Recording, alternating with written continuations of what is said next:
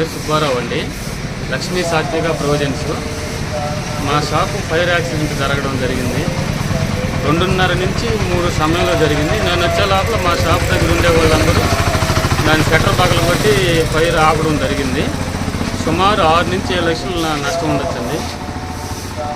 దీన్ని గమనించి గవర్నమెంట్ వారు ఏదన్నా సహకరించి ఆర్థిక సహాయం చేస్తారని కోరుకుంటున్నాను.